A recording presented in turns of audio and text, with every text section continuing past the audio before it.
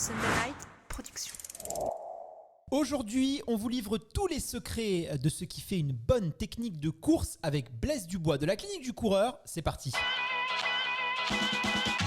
Bienvenue sur le podcast Dans la tête d'un coureur, l'émission de toutes celles et ceux qui aiment courir. Trail, route, piste ou encore triathlon, chaque lundi, venez améliorer vos connaissances sur l'entraînement, l'alimentation et la préparation mentale du coureur tout en vous amusant. Bonne écoute. Bonjour à toutes, bonjour à tous, soyez les bienvenus sur le podcast Dans la tête d'un coureur pour cette nouvelle capsule réalisée en collaboration avec la Clinique du Coureur. Pendant un mois, chaque vendredi, nous allons vous aider à courir intelligemment et aujourd'hui, nous vous proposons un épisode spécial consacré à la technique de course, un aspect souvent méconnu des coureurs et généralement réduit à la simple foulée. Pourtant, l'amélioration de la technique de course offre un large éventail de possibilités. Alors, quelles sont les composantes clés d'une bonne technique de course ? Comment les ajuster techniquement ? Peuvent-ils prévenir les blessures et optimiser l'efficacité de course, la performance ?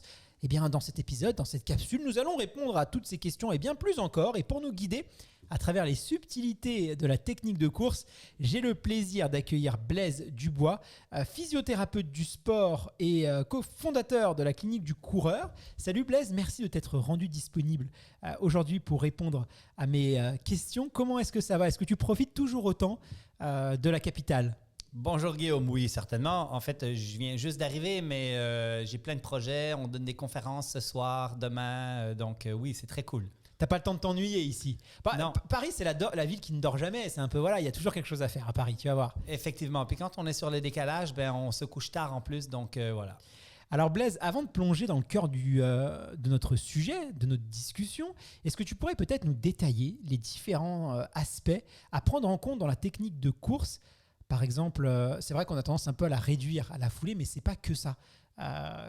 Est-ce qu'il y a la cadence, le contact au sol, la biomécanique, bref, c'est tous ces mots qu'on entend un peu à tort et à travers.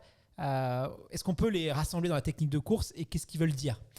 Alors, la technique de course, on va mettre ça sous les riches de la biomécanique qui contient la cinématique et la cinétique. Donc, la cinématique, c'est comment on bouge dans l'espace et la cinétique, c'est les forces appliquées. Donc, c'est combien on va frapper dur le sol. Et on peut rajouter à ça des paramètres spatio-temporels qui sont, par exemple, la cadence, combien de pas je vais faire par minute. Donc, pour simplifier tout ça, en fin de compte, quand on parle de technique de course, on va parler de bruit, on va parler donc de la force d'impact, on va parler de la cadence, le nombre de pas qu'on fait en une minute, et de comment on bouge dans l'espace, la cinématique, c'est-à-dire est-ce qu'on a un attaqueur talon, est-ce qu'on a des particularités biomécaniques, c'est-à-dire le cinématique, la pronation important, la supination. Alors, c'est tous des trucs qui ont été bien à la mode, qui le sont beaucoup moins maintenant. Ouais, c'est vrai. On pourra en reparler, mais voilà. Alors, merci pour toutes ces précisions, mais j'aimerais qu'on appuie sur quelque chose. C'est vrai qu'il y a quand même l'idée qu'il existe une bonne technique de course, alors qui n'est pas forcément la même. Par exemple, on va souvent parler du pied du pistard. Je sais que tu as fait du 800 mètres. Il y a la bonne technique pour faire le trail, pour faire la route. Mais globalement, en fonction de la famille de courses que l'on fait, il y a une bonne technique. Est-ce que tu es d'accord, toi, avec cette vision-là ? Alors, il y a peut-être une bonne technique pour un individu en particulier à un moment donné dans sa vie, oui peut-être, mais clairement, on surintellectualise ce qu'est une bonne technique de course. Et là, tu as fait des différences. On observe des différences chez celui qui fait le pistard versus celui qui fait du trail ou de la route longue distance, genre le marathon. Mais clairement, on n'a pas de données actuellement qui nous dit qu'il y a vraiment la bonne technique de course. Il y a par contre de la science qui nous donne des informations sur c'est quoi la mauvaise technique de course. C'est-à-dire c'est quoi les choses peut-être qui ne sont pas optimales d'un point de vue économie énergétique et d'un point de vue protection, donc prévention des blessures. C'est intéressant parce que c'est vrai qu'on entend souvent ça. Alors, je ne sais pas si c'est des légendes ou pas, mais oui, Kenenisa Bekele, qui pour aller sur marathon s'est beaucoup blessé parce que justement, il n'arrivait pas à changer sa qualité de pied qu'il avait sur piste. Il y avait aussi avec Haile Gebrselassie, il y a eu un petit peu le même problème. Mais c'est vrai qu'on entend souvent que cette technique de course, elle évolue. La technique de course qu'un coureur va avoir au début de sa carrière ne va pas être la même qu'un coureur qui a 10, 12 ans passé. Même la pronation, la supination, c'est quelque chose qui vont évoluer avec le temps, ça ne reste pas figé. Et d'ailleurs, on entend même souvent que la morphologie, par exemple, un coureur qui a été obèse et qui a perdu du poids, ça peut se voir Moi, j'avais un entraîneur qui était capable de voir un peu les morphologies passées des coureurs. Ça peut se voir sur la technique de course. Il y a plein de choses qui rentrent en compte dans notre histoire, dans notre expérience, qui vont avoir un impact sur la technique. Est-ce que c'est vrai de penser comme ça? Alors, plusieurs éléments. Le premier, c'est que oui, ça évolue grandement dans une carrière. En fin de compte, le corps tend à devenir de façon inconsciente, sans même qu'on intellectualise le patron de course ou la manière de courir. Le corps va tenter d'être plus économique et plus protecteur pour lui-même à force de répétition. Donc, plus on a de kilomètres en arrière de la cravate, plus on va avoir une technique de course qui se raffine, plus on va augmenter notre cadence dans la tendance à travers les années. Notre cadence augmente pour se rapprocher du fameux 180 pas par minute, on pourra en reparler. Et la technique de course devient de plus en plus protectrice. On apprend à courir avec plus de légèreté, on va dire, à travers les années, simplement sans intellectualiser la technique de course, simplement parce que le corps cherche à se protéger et cherche à être plus efficace. Alors, il y a une question qui divise un peu les experts. Un coureur doit-il s'intéresser à sa technique de course? Doit-il chercher à l'améliorer? Il y a deux camps. Il y en a peut-être un troisième, tu me le diras. Moi, j'en connais que deux. Tu as ceux qui vont te dire non, il faut faire les choses naturellement. Comme voilà, en fonction de l'expérience qu'on va avoir, naturellement, le corps va aller chercher toujours l'efficience, donc la meilleure technique pour le coureur. Et donc, il n'y en a pas à s'en préoccuper. Et d'autres qui disent non, l'entraînement, la performance, c'est justement travailler à l'amélioration. Donc, il faut aller chercher le maximum. Donc, on doit aussi s'intéresser à la technique de course. Toi, comment tu te positionnes dans ces deux idées? Alors, pour moi, les deux sont assez bonnes. Et je vais m'expliquer, OK? D'abord, on améliore sa technique de course à force de courir. Donc, on pourrait ne pas intellectualiser son patron de course et à force de répétition, on va s'améliorer. La question qu'on peut se poser, c'est qu'est-ce qui fait que quelqu'un aujourd'hui va avoir une technique de course qui va être moins efficace, donc moins économique, qui va être plus coûteuse en énergie pour se déplacer, versus une technique qui est aussi parfois moins protectrice, donc il y a des moins bons comportements de modération d'impact et qui fait en sorte que l'individu est peut-être plus à risque de se blesser. Et en fin de compte, c'est que si quelqu'un commence la course à pied avec une belle grosse chaussure achetée en magasin, on sait que cette chaussure est le facteur numéro 1 de l'altération des biomécaniques naturelles. C'est-à-dire qu'on sait qu'à cause de ça, on va ralentir la cadence, on sait qu'on va augmenter les forces d'impact au sol. Et donc, le débutant, en fin de compte, qui commence la course à pied, est-ce qu'on pourrait lui donner 2-3 petits conseils très simples pour ne pas surintellectualiser la technique de course? Je pense que oui. À l'opposé, le coureur qui a un petit peu d'expérience, j'ai tendance à changer le moins de choses possible et de le laisser continuer de progresser à force de répétition. Et autant, je pense que ça peut être une bonne idée de faire des changements très simples chez un coureur pour l'amener dans des biomécaniques plus protectrices et plus efficaces, autant je pense qu'on surintellectualise la technique de course et que intellectualiser une technique de course rend la technique moins efficace. Ça, il y a des études là-dessus, et probablement aussi parfois moins protectrice. C'est hyper intéressant ta réponse. Et justement, si aujourd'hui, un auditeur ou une auditrice s'interroge, veut simplement faire un état des lieux de sa technique de course, savoir si elle est efficiente, si elle est efficace, si elle n'est pas problématique, si elle ne présente pas de danger, comme tu nous l'as dit, quel conseil tu pourrais l'aider, toi, déjà, pour évaluer évaluer sa technique de course dans le but de l'améliorer? Parce que intuitivement, on pense qu'une belle foulée, quelque chose qui est esthétique à regarder avec de l'amplitude, gracieux, va être plus efficace qu'une foulée un peu plus appuyée. Est-ce qu'une belle foulée, esthétiquement, voilà, on adore ça, nous voir des belles foulées. Moi, je ne sais pas si tu suis les marathons et tout, c'est vrai que c'est voir ces Kenyans, ces Éthiopiens, ces petites gazelles là, c'est magnifique. Donc, comment est-ce qu'on peut évaluer notre foulée? Est-ce qu'il faut que ce soit des critères physiques? Tiens, c'est aérien, c'est beau. Donc, c'est efficient. Alors, il y a des manières d'évaluer la biomécanique, je pourrais en reparler, mais je veux d'abord citer une étude quand même intéressante, puis il y en a quelques-unes sur le sujet. On est incapable, en tant qu'entraîneur, en regardant différentes techniques de course, de déterminer visuellement lesquelles sont les plus efficaces. En fait, il y a des paramètres qui nous disent « OK, ce coureur-là, il est vraiment inefficace. » Exemple, il a une cadence très lente, il attaque loin en avant du centre de gravité, il a des phases de freinage importantes. Mais quand tu prends des coureurs de niveau intéressant, on va dire, donc pas juste des débutants récréatifs, mais qu'on a des relativement bons coureurs, on les regarde courir, ils courent tous différemment et on est incapable visuellement de déterminer lequel est le plus économique.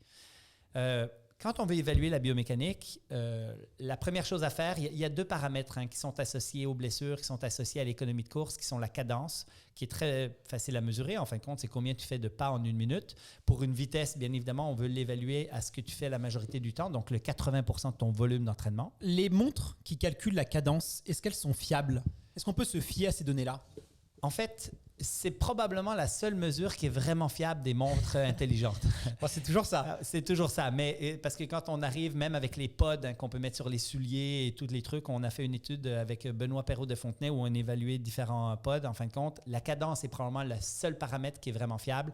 Quand on parle de temps de vol, de temps de contact au sol, de plein d'autres paramètres, en fin de compte, c'est un flou total et c'est à peu près l'équivalent du hasard quand ce que les montres nous donnent. Même la distance, les gens, des fois, sur prépa marathon, si vous vous entraînez que chrono et que vous n'avez pas les temps, enfin les marquages au sol, en fonction d'où est-ce que vous vous trouvez, s'il y a des virages serrés, sur une sortie longue de 20 km, si vous faites ça, je sais pas, à allure marathon, ça peut jouer quand même. Si vous avez quelques mètres de différence, de 3 secondes, ça peut être beaucoup sur marathon. Donc, il faut vraiment prendre ces données avec prudence. Et si tu vas vers le trail, c'est encore 2 fois pire parce que là, tu montes, tu descends, tu tournes droite-gauche. Et là, moi, j'ai des montres, des différences sur nos courses au Québec qui sont complètement différentes. Le marquage au sol, il n'y a rien de mieux que ça. Du coup, on ne se prend pas la tête. Si on n'a pas forcément esthétiquement la foulée, on peut complexer, mais on ne se prend pas la tête avec ça. Ouais. Alors, quand on regarde, on analyse une biomécanique de course, la première chose qu'on peut faire, c'est regarder la cadence qui est relativement simple et qui est non seulement simple à évaluer, mais qui est aussi simple à changer et avec des effets qui sont très intéressants au niveau réduction du stress sur le squelette, au niveau efficacité de course et ainsi de suite. Ça, c'est la première chose, la cadence. La deuxième chose qu'on peut évaluer, c'est la force d'impact au sol, la vitesse à laquelle cette force est appliquée qui se traduit de façon générale en bruit. C'est-à-dire, est-ce que je suis un coureur qui frappe le sol de façon vive ou pas? Parce que là, on a des études, une belle étude de Chan avec 320 coureurs qu'ils ont suivis pendant 1 an et ceux à qui ils ont enseigné à courir plus léger se blessaient moins. Donc, on a des données qui commencent à nous dire ça pourrait être intéressant pour certains coureurs de leur donner des conseils sur, par exemple, le bruit qu'ils font, sur la cadence, qui sont 2 paramètres très simples à vérifier.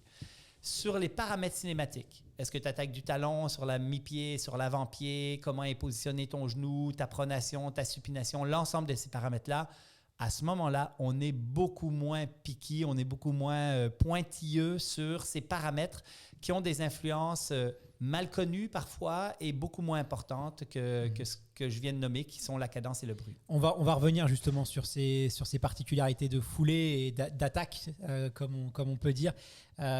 Moi, ce que tu me dis là sur l'efficience, l'esthétisme de la foulée, ça me fait penser, pour donner une petite anecdote, à Emil Zatopek.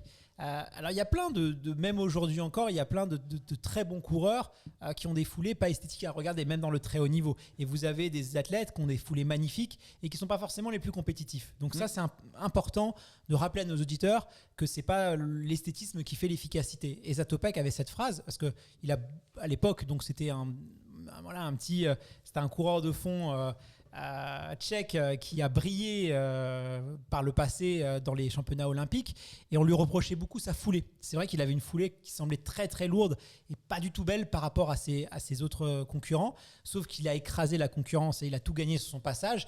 Et lui disait, parce qu'il en avait marre qu'on lui parlait de sa foulée, il disait le jour où on évaluera l'esthétisme d'une foulée pour gagner une course, là je m'intéresserai à ma foulée. Non, un coureur qui gagne, c'est celui qui passe en premier la ligne d'arrivée, donc c'est la seule chose qui m'intéresse. Donc c'est vrai que c'était même les plus grands champions dans l'histoire n'avaient pas forcément des très belles foulées et c'est important de le rappeler. Alors par contre, avec la popularité des réseaux sociaux, c'est vrai que c'est pas rare quand on voit une athlète qui poste, je sais pas, une athlète amateur sur son marathon, une petite vidéo d'elle, il y a toujours Jean-Michel qui va commenter en disant t'attaques du talon, c'est pas bien, il faut attaquer avant-pied. Ça c'est quelque chose que on entend souvent. Donc il y a l'attaque avant-pied, l'attaque talon, l'attaque médio-pied aussi qui a été aussi vendue, tout ça. Bref, des concepts souvent très populaires. Est-ce que c'est comme par exemple l'attaque talon va nous conduire à la blessure et est-ce que la foulée médio-pied, comme elle est un peu vendue comme la foulée parfaite, celle où on ne se blesse pas, où on est performant, est-ce que c'est vraiment la foulée idéale? Est-ce que tu peux nous aider à voir plus clair sur ça? Alors, avant même de commenter ça, je vais vous dire que comme clinicien, physiothérapeute qui donne des conseils régulièrement à des coureurs qui sont blessés ou autres, c'est très rare que je vais jouer sur la position du pied au sol chez les personnes. Je vais faire des interventions indirectes qui vont avoir des influences sur la position du pied au sol, comme faire des plus petits pas, faire moins de bruit va souvent réduire l'attaque talon, mais c'est très, très rare que je vais dire à quelqu'un « arrête d'attaquer du talon » ou « attaque sur l'avant-pied » ou sur la médio-pied. Ce qu'on sait actuellement, c'est que les différentes techniques de course amènent des stress différents sur le corps. Donc, plus tu es tendance avant-pied, plus tu vas stresser davantage ton pied, ton tendon d'Achille, ton mollet, mais moins tu vas stresser ton genou, ta hanche et ton dos. Donc, bien évidemment, comme thérapeute, on va parfois sélectionner différents profils de techniques pour régler des problèmes persistants qui sont là depuis longtemps. Quelqu'un qui a mal au genou depuis très longtemps, il pourrait avoir des intérêts à réduire son attaque talon parce qu'il va réduire le stress sur son genou. La chose aussi qui est super importante à considérer, c'est que quand on change de technique de course, on augmente la probabilité de se blesser et on réduit notre efficacité de course. Donc, l'intellectualisation d'un patron de course, de dire à quelqu'un, écoute, migre sur l'avant-pied, ou quelqu'un qui serait sur l'avant-pied puis qui veut faire du marathon, on lui dit, comme on a déjà dit à Haile Gebrselassie et à Kenenisa Bekele, il faudrait que tu sois plus un attaqueur talon, ce qui est pour moi une aberration, parce que ces gars-là auraient pu très bien courir leur marathon sans même se soucier de leur biomécanique et surtout pas l'intellectualiser. Qu'on aille d'un côté ou de l'autre, quand on intellectualise, par exemple, quelque chose de spécifique comme la position du pied au sol, on réduit l'efficacité de course et on augmente la probabilité de se blesser. Parce qu'il y a un changement sur quel tissu est stressé davantage. J'ai remarqué aussi que la fatigue, elle va quand même beaucoup jouer dans notre pose du pied, même dans notre technique de course. Les bras aussi qui peuvent un peu partir dans tous les sens. Si on se met à l'arrivée du marathon de Paris sur les derniers kilomètres, on va voir que les foulées sont hyper dégradées. Comment est-ce que la fatigue influence notre technique de course? Et est-ce que surtout c'est possible d'y remédier, de faire en sorte d'avoir une qualité de technique qui soit toujours au top, ou en tout cas qui se dégrade le moins possible? Parce que des fois on voit vraiment des trucs où il y a des grosses dégradations avec la fatigue. Alors, pour prévenir ça, il faut juste s'entraîner davantage. Il faut être capable de tolérer l'ensemble du 42 km si c'est ça que vous faites, plutôt que de s'entraîner pour jusqu'à 32. Puis après ça, on verra comment on finit le marathon. Il y a une étude intéressante là-dessus où on a mis la caméra au 5e kilomètre et au 30e kilomètre pour essayer de voir dans quelle mesure il y avait des différences, par exemple, sur la position du pied au sol. Et ce qu'on constate, c'est qu'il y a un certain nombre d'individus. D'abord, la majorité des gens attaquent du talon.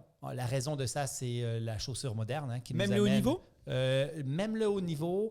En fait, c'est que plus tu migres vers l'avant du peloton, plus la probabilité de trouver des médios et avant-pieds est élevée. Plus tu migres vers l'arrière du peloton, plus la probabilité de trouver des talons est élevée. Mais il y a des deux dans les deux sens. Exactement. Et donc, tu as des... C'est pas excluant. Ouais. Exactement. Et puis, c'est juste une question de probabilité. Et la question que certains posent, c'est est-ce que c'est parce qu'ils vont plus vite qu'ils sont moins du talon, ou est-ce qu'ils ils vont plus vite parce qu'ils sont sur l'avant-pied ou sur la médio-pied? La poule. Voilà. Et on ne sait pas. Donc, voilà. Mais ce que je disais tout à l'heure, c'était l'étude intéressante où ils ont mis les caméras à 5 et à 30 km montre qu'à 5 km, tu as à peu près 87% des femmes qui étaient attaqueurs talons à 5, mais qui migrent à 93 quand tu es rendu au 30e kill. Donc, la fatigue peut amener un changement de biomécanique chez une petite proportion. Là, on est à 5% de ces gens-là.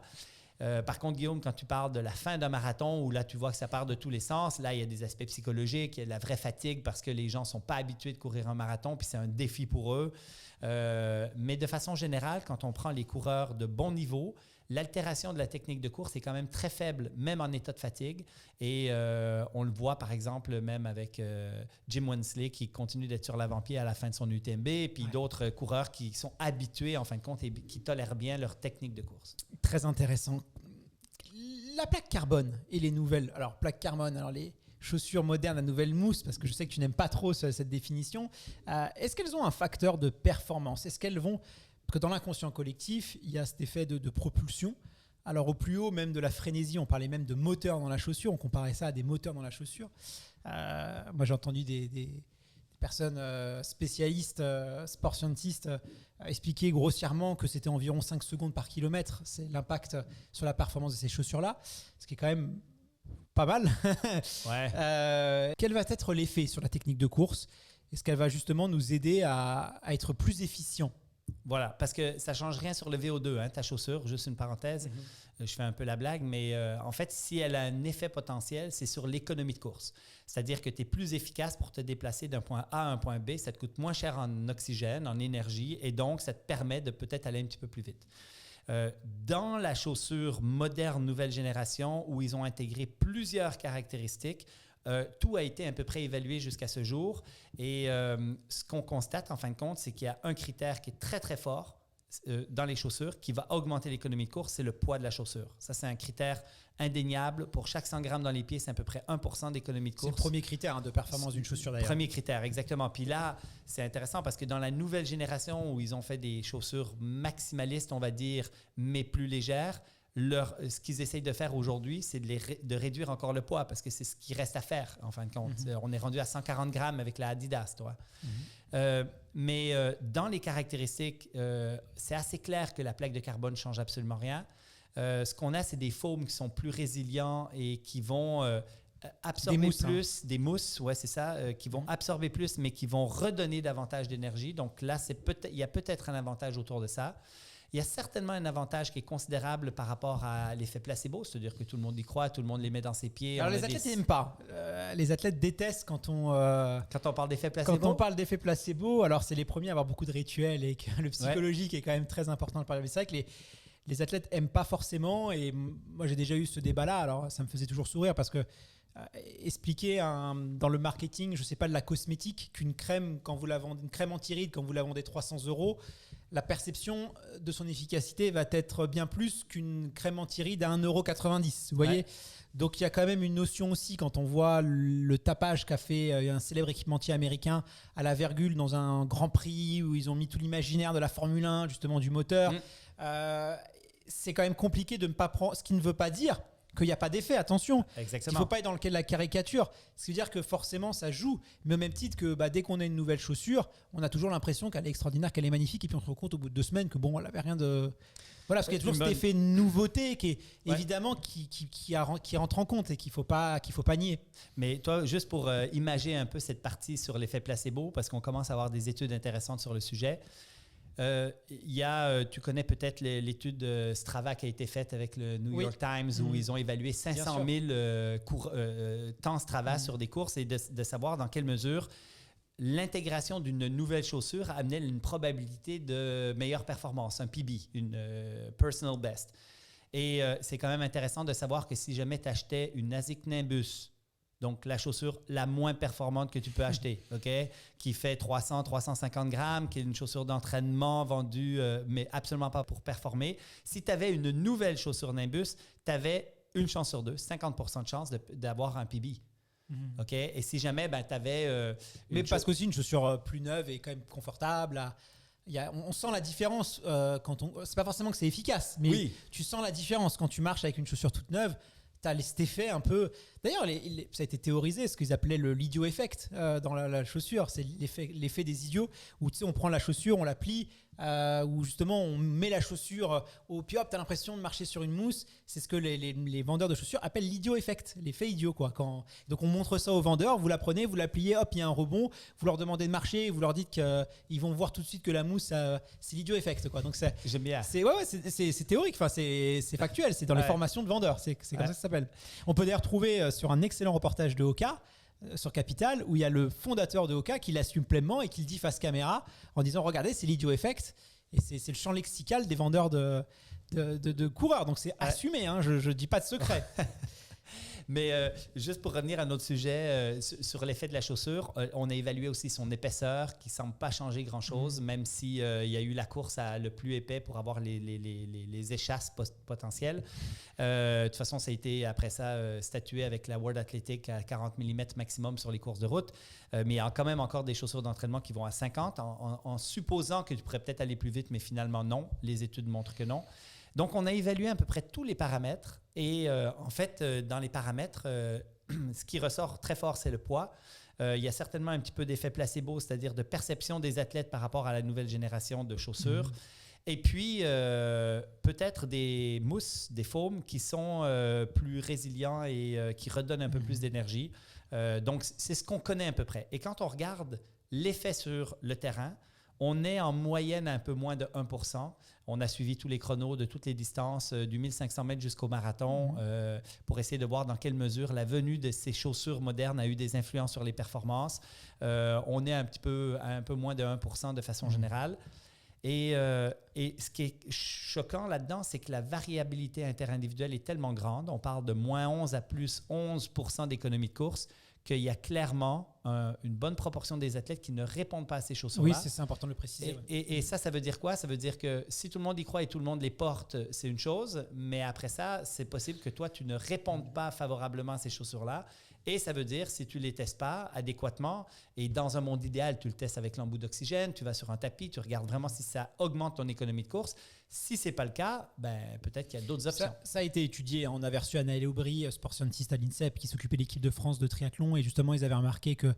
Parce qu'il y a toujours cette idée, surtout il y a quelques années, qu'il y a un peu la chaussure qui performe. Donc à l'époque, c'était le célèbre équipementier. Donc je me souviens, moi, quand on est allé au marathon de New York, sur les moins de 3 heures, ils avaient tous la même chaussure. Tu prenais le premier tiers, dans les 300-400 premiers coureurs, avaient vraiment tous le même modèle. Aujourd'hui, c'est moins le cas. Mais il y avait vraiment cette idée qu'il y avait cette chaussure-là qui correspondait à tout le monde, ce qui est faux. D'ailleurs, ça a été étudié. Il y avait aussi une étude de Salomon qui a été faite très intéressante et qui montre que finalement, mais c'est 30% sur qui ça va être efficace, 33% sur qui ça va être neutre, 33% pour qui ça va détériorer la performance. Exact. Et que quoi qu'il arrive, plus le niveau est haut, effectivement. Mais c'était Et sur l'étude du triathlon, il s'était rendu compte que certains athlètes qui étaient sponsorisés par exemple par Nike répondaient mieux à la ASICS, certains qui étaient sponsorisés à la ASICS répondaient mieux à la Adidas. Et donc il faut sortir l'idée qu'il y a une chaussure universelle faite pour tout le monde et qui va booster la performance, parce qu'il y a des partis pris dans la conception des chaussures où un équipementier va privilégier un profil plutôt qu'un autre et donc ils doivent faire des choix arbitraires, tout simplement. Ouais, mais c'est drôle quand même, parce que si j'étais un athlète de haut niveau, je ne me permettrais pas de jouer avec la chance de cette manière-là. J'irais en laboratoire, je ferais des tests, j'amènerais 5-6 paires de chaussures pour essayer de voir sur laquelle je suis le plus performant. Mais les athlètes ne font pas ça. On arrive de Kenya. Font quand même. Certains le font. Ouais, pour choisir, ils essayent quand même. Hein. Les marques, avant de signer un contrat, leur envoient le matériel et ils le testent quand même, mais pas... Oui. C'est sur plutôt, la piste, le feeling, mélange l'effet avec l'effet placebo. Il y en a qui le font vraiment en laboratoire, mais c'est quand même plus sur triathlon où l'équipement est quand même... Les triathlons, ils sont un peu plus... Peut-être. Et là, on est en France, on est au Québec où on a la chance d'avoir ces laboratoires. Tu vas au Kenya, tu prends les 500 meilleurs coureurs kenyans qui sont parmi les 600 meilleurs coureurs au monde sur marathon, et il n'y en a aucun là-dedans qui expérimente n'importe quoi que ce soit. Ils vont courir avec les chaussures qu'on leur donne. Ouais. Après, il y a une data intéressante, c'est qu'au dernier marathon de Boston, pour retrouver un coureur qui n'avait pas de plaque carbone, il fallait remonter à la 225e place. Te dire qu'aujourd'hui, c'est des chaussures qui ont été très adaptées et qui ont été un peu, je peux dire game changer, mais qui ont vraiment eu un impact assez significatif sur les athlètes, sur la capacité à emmagasiner plus de séances. L'idée, c'est pas de nier en tout cas l'efficacité de ces chaussures-là, et ça peut pas être que l'effet placebo. On a vu sur le dernier modèle de Nike qui a été boudé par les athlètes et qui sont restés au modèle précédent. Donc il y a quand même aussi des feedbacks du terrain, en tout cas pour des chaussures qui sont très mauvaises. Certainement. Ça marche. Mais moi, je pense qu'il y a plus... cette chaussure-là a quand même un très gros avantage, cette nouvelle génération, par rapport à ce qu'on avait avant. C'est qu'on a réussi à faire une chaussure plus légère que l'ancienne génération, mais plus maximaliste, donc plus proche des habitudes. C'est ça le vrai changement, c'est les matériaux, de faire le meilleur des deux mondes. C'est le meilleur des deux mondes, en fait. Ouais. C'est ça qui a vraiment été très changeant. Alors, on ne peut pas parler de technique de course sans parler de préparation physique, de musculation. Selon toi, est-ce que l'importance de la force musculaire et de la flexibilité va optimiser la technique de course ? Alors, oui, potentiellement. C'est-à-dire que pour avoir une technique de course efficace, on a une certaine nécessité de force et une certaine nécessité d'amplitude de certains groupes musculaires. Je pense entre autres à l'extension de hanche, donc la flexibilité du psoas-iliaque. On a besoin d'avoir une certaine extension. Si jamais vous êtes très pris au niveau de la hanche en extension, vous ne pouvez pas atteindre des vitesses très élevées. Ça, c'est une chose. La seule chose, c'est que si on parle de l'athlète élite, on va essayer d'identifier des facteurs potentiellement limitants pour essayer de maximiser l'ensemble des paramètres. Mais sur le coureur récréatif, le fait de courir et de simplement courir va lui donner une certaine mobilité nécessaire et va le solidifier pour avoir une certaine force essentielle. Et le renforcement musculaire dans le cadre de la prévention des blessures, je parle sous ton contrôle, mais je crois que les études n'ont pas montré de corrélation entre renforcement musculaire, prévention des blessures. Ça reste toujours la charge, la quantification du stress mécanique. La musculation, ça ne veut pas dire qu'il n'y en a pas, mais qu'en tout cas, ça n'a pas été prouvé scientifiquement. Exactement. En fait, tu viens de le nommer, l'absence de preuve ne veut pas dire la preuve d'absence. En fait, présentement, la littérature n'a pas été capable de démontrer que si on faisait du renforcement, on avait vraiment des rôles préventifs. Si tu demandes aux cliniciens, je crois que de se rendre plus robuste par un programme global de renforcement pourrait avoir un effet préventif sur les blessures parce que nos tissus vont devenir juste plus tolérants. Mais il y a une spécificité qui est très importante. Donc, la meilleure manière de prévenir les blessures en course à pied, c'est de courir et c'est de courir dans le bon dosage. Hyper intéressant. Avant de passer à notre rubrique vrai du faux, si un coureur demain vient te voir et te dit « Blaise, j'aimerais améliorer ma technique de course, qu'est-ce que je dois faire ?» Tu lui répondrais quoi? Alors, la première chose, c'est pourquoi tu vas améliorer ta technique de course? Est-ce que tu as des bobos? Je veux faire des plus belles photos sur les réseaux sociaux. Ah, ok. Non, je plaisante. Non, un coureur qui a eu quelques blessures et qui veut être plus efficace pour améliorer ses performances. Donc là, il y a vraiment une raison. Parce que l'autre chose aussi, c'est que j'arrive à le convaincre de lui dire « change rien à tes habitudes parce que tu n'es pas blessé, tu ne veux pas améliorer ta performance et ça fait 20 ans que tu cours de la même manière et tu n'as pas de bobos, garde la même technique. » Mais si il y a une raison de changer pour une technique de course et plus efficace, et plus protectrice, je vais lui dire, tu fais des plus petits pas, tu fais un peu moins de bruit quand tu cours, et pour t'aider à faire ces changements-là qui sont primordiaux, tu intègres des chaussures qui sont plus simples, qui sont plus minimalistes, parce que c'est un effet direct sur la manière dont tu vas courir. Et changer une technique de course sans changer la chaussure, pour moi, ça fait peu de sens, dans le sens que la raison pour laquelle on a une altération de la technique de course, c'est-à-dire qu'on va faire des grands pas avec un bruit important, une force d'impact importante, en attaquant fortement du talon, avec un angle pied-sol qui est prononcé, c'est d'abord et avant tout à cause de la chaussure. Et l'étude posturale, un peu ce qu'on peut avoir dans les magasins de vente de chaussures, on parlait tout à l'heure de la pronation, de la supination, qu'est-ce que ça vaut tout ça? Très peu, très peu. Puis là, je vais être choquant. En fait, c'est qu'on l'a clairement surintellectualisé, autant chez les kinés qu'en boutique ou ailleurs. On ne fait pas de lien actuellement entre la structure du pied, le pied plat versus le pied creux, les genoux croches vers l'intérieur versus de toutes sortes. Et on n'arrive même pas à faire de lien entre le mouvement du pied, par exemple la pronation, le mouvement du genou, le genou valgus, et les pathologies de l'appareil locomoteur. Donc, essayer de les contrer avec une technique qui corrige ces particularités-là, ça sert peut-être à rien du tout. Je rappelle que la science, la littérature scientifique évolue tous les jours et en perpétuel mouvement. Ce qui est vrai aujourd'hui ne sera pas forcément vrai hier. Et voilà, donc nos propos n'engagent que avec la connaissance actuelle qu'on a de la compréhension de la science. Et que ça va peut-être évoluer parce qu'en ce moment, il y a un petit peu une mode sur les réseaux sociaux où on prend des extraits très vieux de 5-6 ans et on les remet là au goût du jour et on essaie d'attaquer les gens. Et je pense qu'il faut être à l'aise avec l'idée que les choses évoluent et que ce qui est vrai aujourd'hui n'est pas forcément vrai demain et que c'est bien et qu'il ne faut pas rester campé sur ses positions et il faut être à l'aise avec ça. T'sais, on dit, quand je donne des formations aux professionnels de la santé, je leur dis toujours que je ne suis pas responsable de ce que j'ai dit et écrit il y a plus de 5 ans, en lien justement avec l'évolution de la science.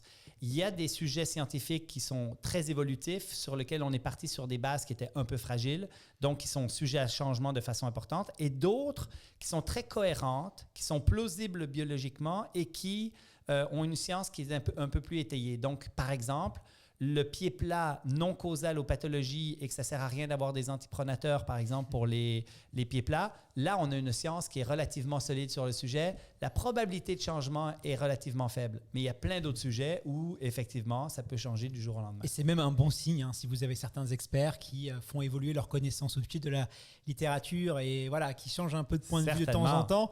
Ça peut même être un bon signe. Donc, voilà. Et puis pour les pieds plats, tu sais qu'on a refusé certaines vocations, des gens qui voulaient avoir des carrières militaires ou des gens à qui on a dit vous appelez pas, vous pouvez pas, vous êtes éliminés. Aujourd'hui, on sait que c'est quand même Bon, c'est quand même un peu triste pour eux. Écoute, sur ces belles paroles, ce que je te propose, c'est qu'on passe à l'une des rubriques les plus appréciées de ce programme, c'est le vrai du faux.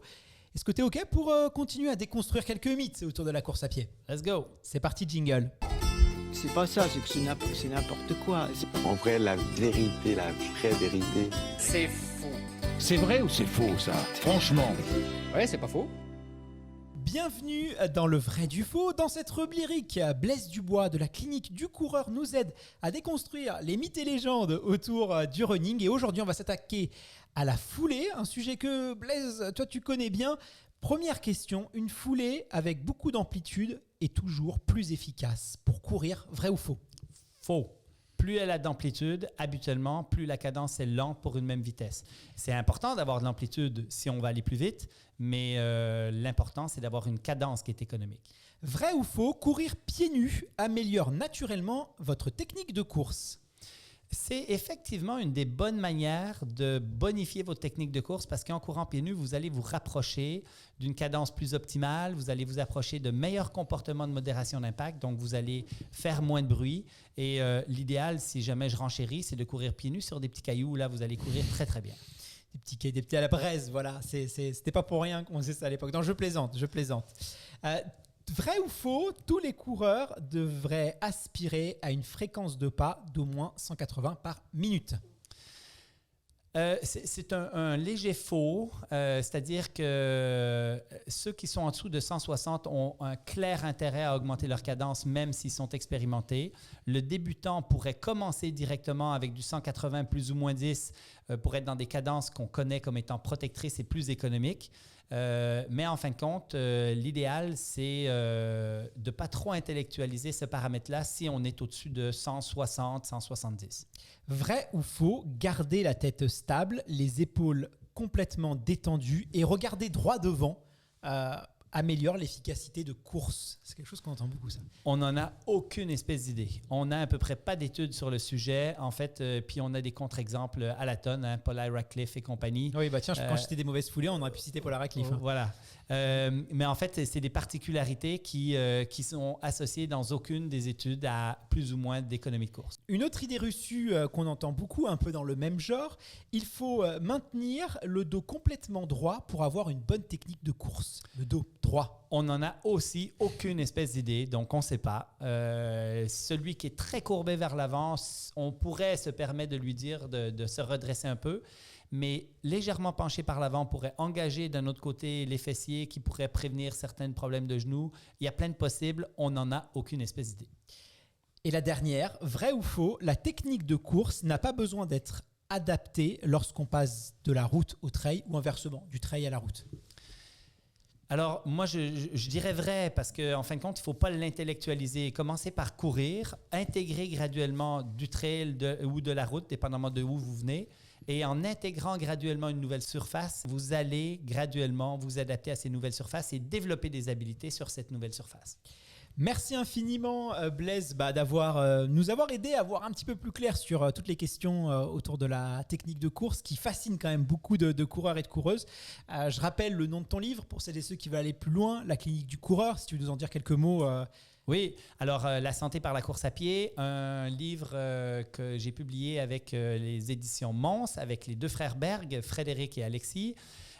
Et en fin de compte, ce livre-là a une 50aine d'experts internationaux, les plus grands noms de la course à pied autour de sujets très précis. On parle de nutrition, on parle d'hydratation, on parle d'entraînement, on parle de toutes sortes de choses. Et très fier de ce livre et de cette collaboration avec tous ces experts. Eh ben, écoute, on se retrouve la semaine prochaine pour un nouvel épisode de cette capsule dédiée à la course intelligente. Je te dis à très vite. Merci. Salut Guillaume.